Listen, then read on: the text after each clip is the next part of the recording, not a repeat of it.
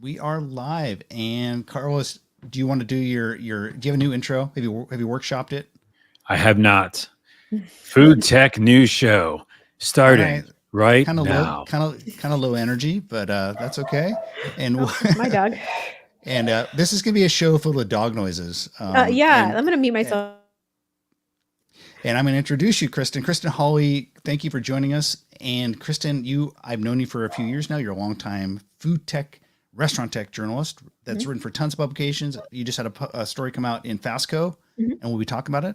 Welcome to the show. Thank you for having me. Yeah, my dog is really happy to be here as well. You may hear He's her. He's the fourth commentator. So, welcome to the show. What's his name? Her name is Heidi, and she has very strong feelings about the future of hospitality. All right, Heidi, is she an intern or is she just she's my assistant? Yeah. Okay. Yeah. All right. We're friends of dogs on the show, so that's pretty welcome. But let's get to the stories. This first story you wrote for Fastco, it's about Blackbird. I also wrote a story on Spoon. I had a chance to talk with Ben Leventhal as well. So the story is about Blackbird Pay. Blackbird is a company founded by Resy and Eater founder Ben Leventhal. And this week he announced Blackbird Pay. And from your story, I will quote, Blackbird is a guest loyalty and payments platform that wants to better connect restaurants and diners. It's built on the blockchain. You go on to say that Blackbird Pay invites diners to pay with the app at participating restaurants, either using stored credit card information or the platform's loyalty points.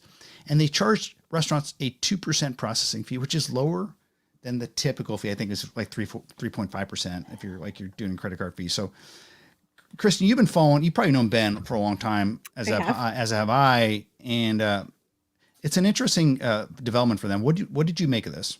Well, this has always been on the roadmap for Blackbird, and this feels like, and when I spoke to Ben, and when I've spoken in the past, it's sort of the feature that ties the whole platform together. Like you can finally understand. I think when it launched, there was a lot of like, what? Why would I do that? I don't understand. And on both sides, on the diner side and the restaurant side. And I said too, in my coverage, like, it takes significant buy-in from both diners and restaurants to make this work.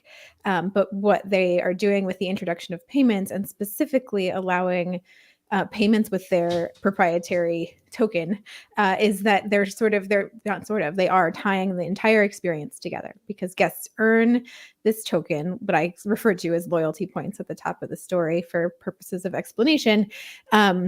But then they can also, they earn the token, they can pay with the token, and then, to come later this year, restaurants can also pay Blackbird's platform fees with the same token. So it becomes this like economy of, they refer to it as the restaurant economy, and everything's happening within their platform. So this is not like a one-off feature. This is very much like ingrained into how this works and the future success. It's how they're going to make their money.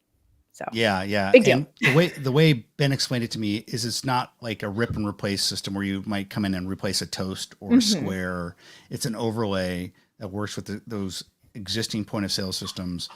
And you're right. Like when they first came out, like a lot of the buzz was about, okay, it's blockchain, it's Web3 based. And this was at the height, I think, still. We hadn't seen kind of the dark winter that has set onto the blockchain or crypto world.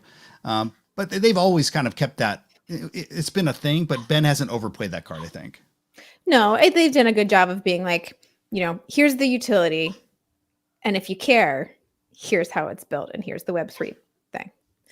I think this definitely ties them together. And I think this is the point. I didn't write this in my coverage, but I should have probably put it in there, that, you do need to pay attention to how it's built, because that is the whole point. It's no longer like, oh, I don't understand Web3. It's like, actually, this is a really, really clear and concise example of how that sort of technology shows up in a human powered business. So. Yeah. And he claims, and I'd be interested to hear your opinion, and I don't claim to be a blockchain expert. I don't think you claim to be a blockchain expert, but he says blockchain is essential to the feature set that they're now starting to show, like tying these loyalty points to the payment system. And then on the restaurant owner side, you get this information about the person like that. You can then maybe tailor and do personalized experiences around. Yes. It is. It is fundamental to the way that this operates. 100%. Carlos, Are you? Do you care at all about this, or are you Well, I excited think about it's interesting to have blockchain back in the conversation. And like it kind of came and went, but this, like you said, Kristen, I think is a perfect example of like if you see it in application and how to use it in a restaurant setting or whatever, then it just becomes a thing that we use Mhm. instead of like a buzzword or something. So if Yes. it works, I'll use it. Yeah. Yeah, yeah.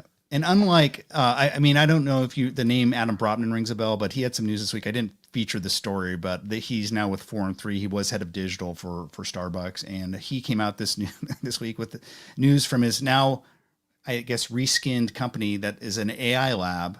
Mhm. They were a Web3 lab like a couple years Okay. ago, but now they're all about AI, and so Of they course. did like an AI marketing machine. But Huh. um, Well, so yeah, unlike them, I think Ben has continued to push forward and pioneer forward in blockchain, and like you said, this kind of ties the whole story together. it does. I mean, still comparatively tiny to most other loyalty platforms, payments platforms. So, big like adoption curve situation Yeah, that they have. yeah, That's the challenge. It's not. They've raised $35 million. They have a really great way of talking about the product. He's great at he and his team are great at convincing people that this is like a viable option. Whether I believe that or not doesn't matter. It yeah, matters if yeah. restaurants want to use it. So. And kind of the reason we're even paying attention is Ben he's kind of 2 for 2, right? He Mhm. founded Eater, really kind of a seminal food culture publication, and then he went and founded Resi. I think they sold that to Amex, and so Mhm. this is like he continues to have hits. So I think that's kind of why this is also interesting. It's true. That narrative, I've seen it. I didn't want to put it in the story. My editor was like, "You got to put it in the story because that's the most. That's the relevance. It's Yeah, tiny that's why. company." And fair. I'll concede it. Fair. Let's move on to the next story. And this wasn't a story published in a publication, but I don't know if you've been following Andrew Simmons at all, Mhm. Kristen. He's an interesting guy I've been following, and he's gotten a lot of traction and just people following him because he has been pioneering this concept where he took his restaurant in San Diego, basically replaced a lot of the human workers with robotics, and then he started doing this really interesting pizza subscription plan to fund his growth and just very much building a public on LinkedIn. I've written a couple stories about him, Mhm. and really interesting this week, and kind of sad because I talked to the guy a lot. He's a nice guy, consider him a Mhm. friend. He basically wrote this week on a post. I think it went live today or yesterday. He said basically after sinking $300,000 of my own money into this pizza venture, living a wild journey of introducing automation to a reluctant local community and building a support network of folks in the restaurant industry, it has all come to an abrupt end. He basically said he's winding down all his restaurants that he owns. He has licensed out the concept to a few people, and those are continuing on. But he says he spent like a lot of his own money. And they also Mhm. the weird thing is the news came this week. I got a press release. I don't know if you got it as well from a company called Resto GPT, basically saying they launched a pizza subscription program based on Andrew's concept. Yeah. And I think in the post, Andrew basically said that they've kind of taken him off the branding. It's just kind of weird and confusing, but I don't know. What did you? I think he was great to read his post. He was building in Mhm. public. It was really interesting, but it's kind of a sad ending for him. Yeah, well, yes, it is. That's part of the risk of building in public and being so open. Like, what percentage of startups fail? I don't know the Yeah, number, yeah, but yeah. like I can tell you, like, 60% of restaurants in the first year, whatever that is, maybe in the first 5 years. Anyway, I think like I don't know what to say about it. It's kind of like I think that it was an important and laudable effort. He very clearly tried very hard to make this model work. And, this model doesn't work is a viable conclusion to an experiment. That happens all the time. Yeah, It happens a lot in pizza and robotics, like maybe yeah, proportionally more than to other restaurant technology startups. But I don't know. I yeah, mean, you can't fault someone for not startup founder yeah. He happens. tried, and he wasn't like one of these like companies that raised a bunch of venture capital. He was Yeah. basically rolling his own stack by piecing together parts, restaurant automation that's already out there, Hmm. like using the Picnic Pizza Robot, etc. Hmm.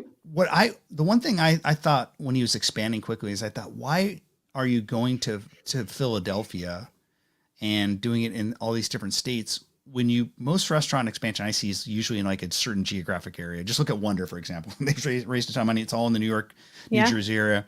So that meant he had to get on planes, and, Yeah. and that just consumes so much time and bandwidth. But Well, but then you could also argue that you're testing it in very vastly different markets to see where it sticks. I don't know. I don't have any insight into this business. I do have a lot of insight into pizza automation robotics startups that have raised Yeah. a lot of money. Yeah. And they failed too. I did a 5,000 word piece about Zoom pizza that took, $500 million from SoftBank and suffered the same fate. So yeah, Tough business. Zoom ZUME. That was quite an interesting pivot. Great story. And that was in Mhm. Fastco. Well, also in Fast Company. Yeah. Yeah. Right. Let's move on to this next story. This is right in your wheelhouse. DoorDash sees digital order surge despite industry headwinds, and quoting from, I think it was a piece in Payments, it said, as consumers look to cut costs amid ongoing financial pressures, DoorDash is seeing that digital ordering is largely protected from the traffic declines experienced across other channels in the restaurant industry. It goes on to say the San Francisco restaurant aggregator shared details on August 1st, yesterday, about a second quarter 2024 earnings, and they said that orders rose 19% year over year and revenue was up 23%. Why is this proving to be so, I guess, recession proof, or kind of doing so well against the headwinds that other kind of formats are? I don't know. Good answer. This is why we bring Kristen on the show. Yeah, perfect. I'm sure that there's some analysts and perhaps journalists who have answers to this. I think that maybe and this is all just anecdotal observation on my part, like delivery is seen as a luxury product still, especially in the face of these additional fees and costs. When it was like heavily subsidized by venture capital in the growth phase in the ZERP era, like, it was a convenience play, and now it is a cost for convenience. People know, everyone knows. I was doing a Peloton ride like 2 days ago, and the instructor was complaining that like their Taco Bell order cost $80. But then he was like, but I didn't want to go outside, and I understand that's the cost of delivery, and then like moving on. So perhaps it is that. Perhaps it is we understand that the convenience is worth paying for, and that the people who are using it and fueling these orders are maybe not as price sensitive. I'm just impressed that your Peloton instructor is ordering $80 worth of Taco Bell. Like, he's Taco gonna have to ride Bell, a lot of miles to work all that calories off. Yeah. Spin teacher. Spin teacher. He's spinning a lot to burn all those calories off. But yeah, I mean, I wonder if I don't know if we get that level of granularity on Uber Eats or the other ones, but it'd be interesting to see how the other guys are holding up in regards to this. I mean, I just know generationally, my daughter is kind of that or like millennial or Gen Z. They love, no matter what, they spend a big proportion of their income on ordering out and ordering DoorDash and those types of things, Uber Eats. And so I just wonder if people just got accustomed to it during the pandemic and have just kept on plugging away at those habits. Well, what's interesting though is that while that's true, there is a ton of layoffs happening. I know, because I was part of one of them in the tech industry and the game industry. And it's just interesting that keeps up, because it is a huge cost. And it's just kind of funny that it happens at the same time that I think some people are going through pretty hardship times. So interesting. It's been so resilient, with very limited exception. Every tech company, including DoorDash and Uber, have had layoffs, but not at the same, I guess, pace and frequency. I'm sorry. I'm a journalist. It happens to me all the time too. Yeah. We have another story. Let's go on to the story about Taco Bell. And this was interesting. Taco Bell and Yum Brands announced this week that they're going to expand their voice AI to hundreds of locations in 2024. They put out a press release saying that they basically they're targeting hundreds of stores by the end of this year. And they're primarily looking at right now Taco Bell. But Yum Brands, as you know, owns KFC, Pizza Hut, Taco Bell. And they said that they plan to expand the voice AI platform to other properties within the Yum universe. And so I don't know, Kristen, have you ever gone through one of these drive-thrus where it's an AI voice bot talking to you? No, I live in San Francisco. I don't go through many drive-throughs generally. We need to talk to your Peloton instructor. Maybe he's Yeah, gonna well, do he's this in New York 'cause- City, but oh, okay. perhaps th- I this is a little bit tangential, but I'm wondering, based on what we've heard about AI voice assist so far, and that's like it works really well, and then I think even one company said they were going to back off their human intervention so it would actually make some mistakes, so it would learn more and learn Oh, more interesting. quickly. And so I'm wondering what the tolerance is for mistakes in this brave new world of robots taking your order, because for example, I live in San Francisco, you're in Seattle, we have self-driving cars on our roads, and there is like extremely limited tolerance for any sort of error, right? Like it's not good enough for them to be better than the humans drivers. They have to be perfect or near perfect. Yeah. And I'm wondering if voice AI in the service business will have that same expectation, or will people tolerate mistakes when the robot makes them, or do they expect 100% perfection? Because I think that will determine the speed and success of any major rollout at a fast food company. I don't know. Good point. I mean, the stakes aren't as high, right? Like as with Yeah. like something that's moving and could run you over. Yes. I think sometimes these systems have pretty quick backup. At least my understanding is like, okay, it confuses something, like there's a human there to pick it up pretty quickly. So Yeah. but yeah, so it kind of depends, I think, on the default systems, how good it is. But yeah, I think all of us hate. I mean, I can't stand when I get a robot and I'm calling customer support. Yeah. So Person. I think it's it's that same annoyance that might trigger us at the drive-thru, right? Mhm. Which we can say at the drive-through, person, and a person will probably be there. Also, McDonald's closed theirs. Remember, I think we Yes. talked about it. Yeah. So, but they made yeah. clear they were going to bring it back. I think they just shuttered. I think they were using IBM's technology, and they basically kind of wound that down. See, well, then that speaks to what I'm saying. It's like what is the quality? What's the tolerance? What's the mistakes? What's the how good does it have to be? Like, what is the metric by which? I wonder what like did McDonald's say? I don't know the answer to this. Did they say that it wasn't performing?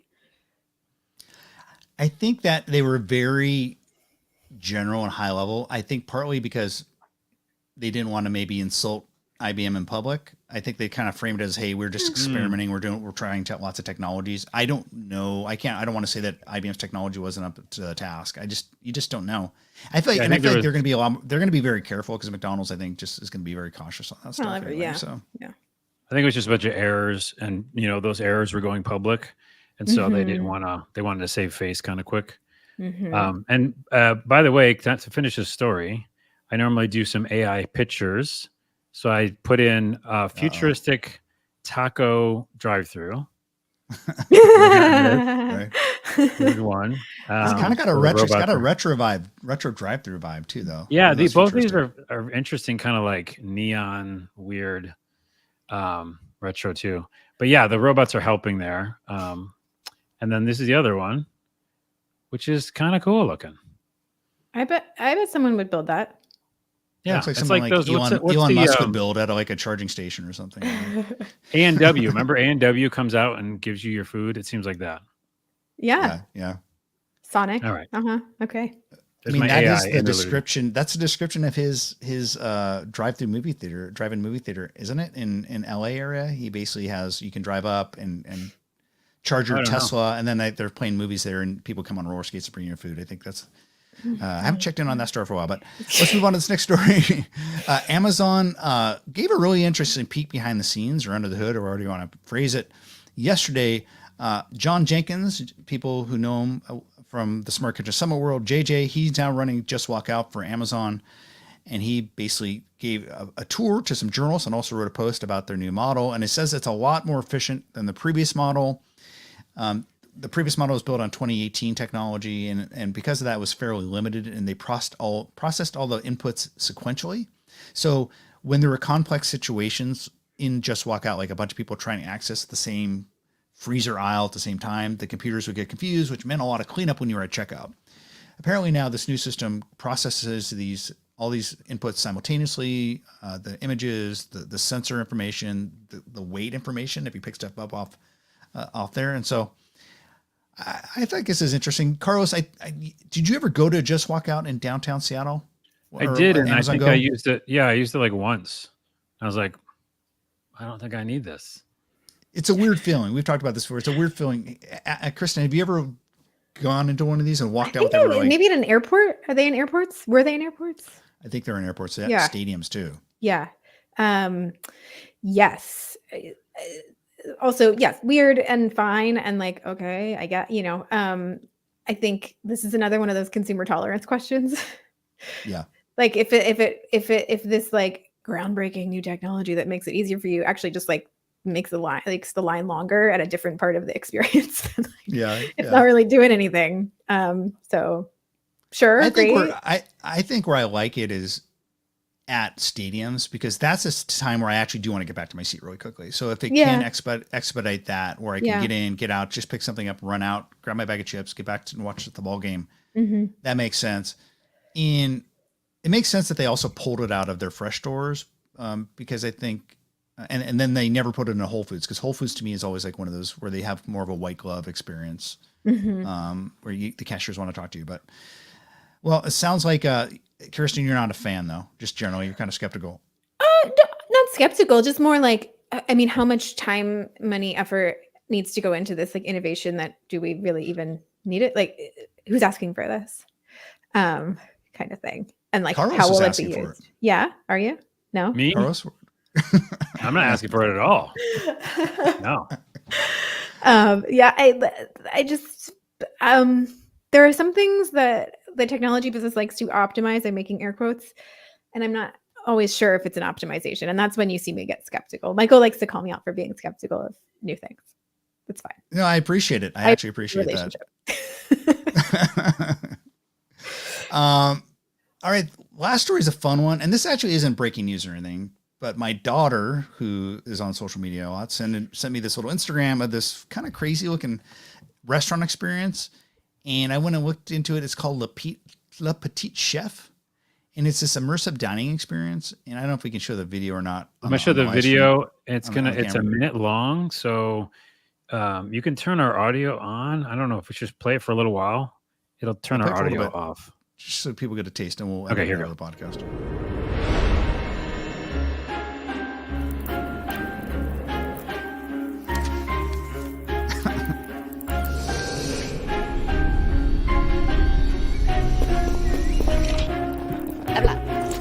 Magic, though. Magic. All right. Cut. The videos. Cut. Yeah. All right. I don't know. I thought this was crazy, kind of weird looking. I'm always interested to see new experiences in restaurants. Mm-hmm. And it wasn't quite like an augmented reality type of thing, but it was like an interesting projection onto like your on your dinner table. First of all, had you heard of Le Petit Chef before, Kristen? No, but I, as the parent of two young daughters who are very particular about dinner, I'm kind of like, oh, I wonder if this will work in my house to get them to eat things that are perhaps new, because that makes it novel and fun. Could be a great tool for occupational therapists trying to help kids eat more. I don't know. Yeah. For those No, I hadn't heard of it. People are just listening in. What it is essentially there's, I think, projectors above the tables, and it projects little animated people running around on your plate and moving stuff. And then like they actually deliver in the restaurant. They actually deliver it to you. It's the food. So I don't know. I feel like this is kind of a cool experience. It seems like something like you'd see in Japan or something. Mm-hmm. Or Disneyland. Or Disneyland. Yeah. So Kristen, you're not skeptical. This is something because you're a parent. You want this. It sounds like you want to try it out. Like bring it to my house. Yeah. It's fun, cute, fun content stuff. It's fun. Okay. Matt G, who's watching the live stream from LinkedIn, says he would definitely check it out, and he thinks kids would love it. So I think that's the takeaway here. Kids would love this. My kids are a little bit old for this, but I still would try it out. But that's just me. This is we had some stories that went pretty quick. Carlos, any kind of AI, any last minute pictures you want to show us? Oh, I know. I was supposed to do one at the end. I don't have one, so we're done. Oh, you It's this. How failed. about this? My background. Yeah, for the video people watching, I put video games over here. So these are different weird consoles that don't exist. And then this is some sort of food making machine, which I think is making meat. A meat So I'm making not machine. super right. happy about what's Yeah. coming out of it. The meat Interesting. printer. The meat Yeah. printer. All right. Hey, Kristen, I always enjoy talking to you and having you at our events. And Thanks. people who haven't checked your writing out, they should go to, is it expedite.news? Is that your website? Expedite.news is my twice weekly newsletter about restaurant technology and the future of hospitality. And then you can find my bylines, Fast Company, Insider, Food and Wine, Bon Appetit, etc. Occasionally. Occasionally. And you have a podcast? Yeah, I do. Yeah, it's I would call it MVP stage. It's called The Simmer. We are on a little bit of a break because schedules have been wild this summer. But me and my co-host Brandon, who is an executive in the food technology space, talk to other executives and leaders in restaurant tech and talk about what we think is going to happen. A lot of it is conversations that he and I were having anyway. And so we just hit record on them. It's fun. It's casual. It's funny. There's good stuff. I don't know. It's good stuff to come this fall. We have a lot of really solid guests coming up. All right. Everyone, Cool. check it out. Check The it out. Simmer and Expedite and all the other places you find Kristen Hawley. Thank You for joining us. Carlos, thank you for doing this as always. Yeah. Thanks, everybody. And everyone, we'll talk to you next week. Exactly. See ya. Don't hang